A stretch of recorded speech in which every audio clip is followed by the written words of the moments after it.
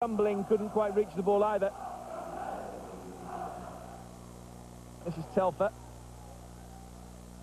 Chipo. Now Zuniga.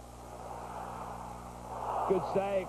Kevin Pressman had to make sure as Mustafa Hadji whistled one in towards goal. And in fact, surely would have been no way back for Wednesday into picture.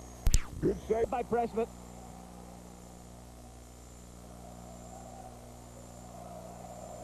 Paul Telfer. Now McAllister for Wednesday. 1-3.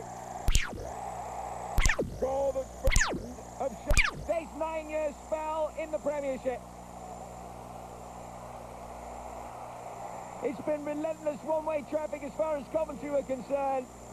Finally, they've taken this.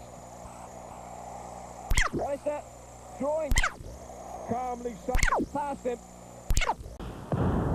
Derby still needed a point to secure their Premiership status, as last week they'd been denied by a stoppage-time equaliser at Spurs. This week, Adam Murray was denied by Newcastle keeper Shay Given what would have been his first Premiership goal.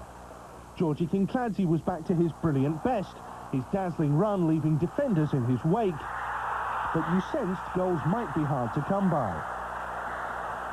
Newcastle's best came from their Georgian Tamuri Ketsbaya, but he was thwarted by Mark Poom, Derby's Player of the Year. All in all, an afternoon for the goalkeepers. Just one defeat in Derby's last 7 means they can now relax at Chelsea next weekend. But with 8 minutes to go, you just knew someone would block Dion Burton after the great work from Dean Sturridge. That was a given. Newcastle, of course, already well clear of danger. Carlos Marinelli, the Argentinian teenager dubbed the new Maradona, showed signs of what Borough fans might expect next season. They denied him twice, but Marinelli's day will surely come. A good investment for £1.5 million. The biggest mystery wasn't how Watford could leave so much space at the back, but how Borough couldn't take advantage of it. Juninho also guilty of failing to add a decisive second goal. And to Watford's credit, they fought back.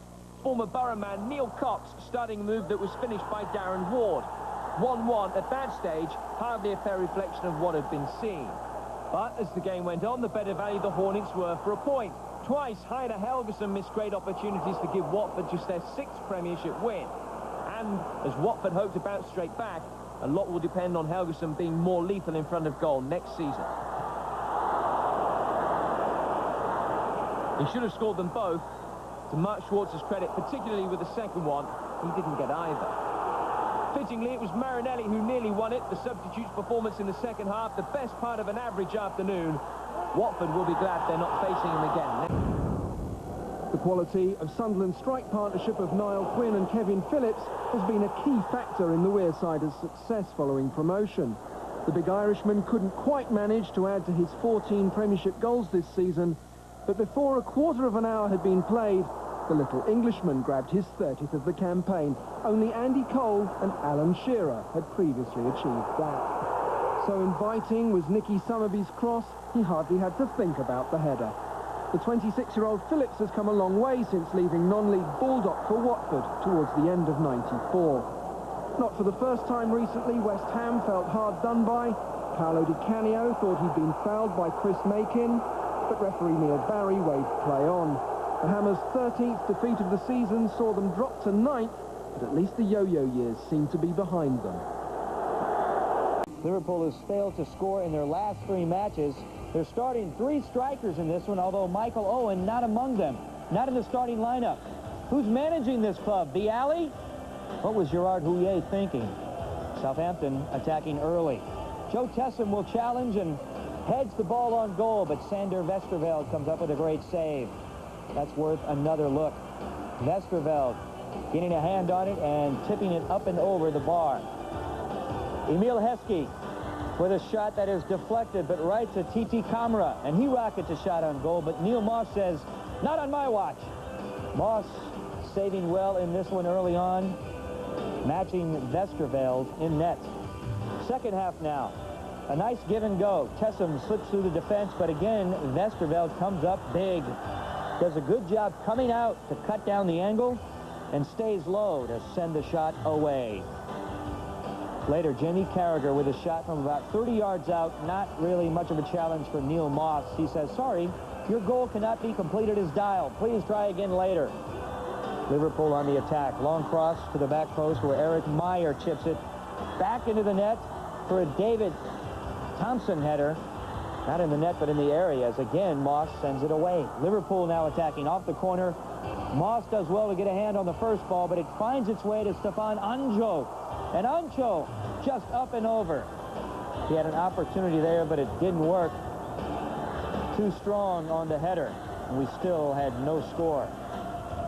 Patrick Berger will slip the ball into Emil Heskey at the top of the box. He has time, but the shot high and wide. Gerard Houllier knew it wasn't his day, or week for that matter. With a look back from Elland Road. Inside the parameters of Elland Road, a titanic tussle with the fate of Leeds United's European campaign at hand, and they would take on Everton. Early on, the long ball finds a target. Michael Bridges, 1-0 for Leeds United, the former Sunderland player, putting up the goals. But this match would get ugly. Richard Dunn taking the legs out of Bridges. Red card for Dunn, a straight red card. You're off. And unfortunately, we would see a lot of the referee today, and Everton would get the short end of the stick. Right after the red card was given, a chance in front for Jason Wilcox. Had the knee bent, should have gone for it. As we said, red cards would be ubiquitous. And the latest, Michael Dewberry picks it up. You're off. How many times are we going to see you, pal? Don Hutchinson says, I don't want any of those, but perhaps Don Hutchinson spoke too soon. We get to that later. Dewberry makes it 10-on-10 with his dismissal. And then look at this, whoop! Nigel Martin fooled by that blade of grass again. Nicky Barmby pops to his feet. He has a slight angle and he takes it. And there is the equalizer. And the crowd here at Elland Road hushed. Now, was this a foul? Barmby and Martin both chasing the ball. I think not after seeing that. Barmby did well. A little bit later, more red cards. The second yellow for Don Hutchinson. And we'll see what it was for. Just frustration. There's a lot of cards today. A frustrating day for both teams. For Walter Smith, it would be a good road result. For David O'Leary, it looks like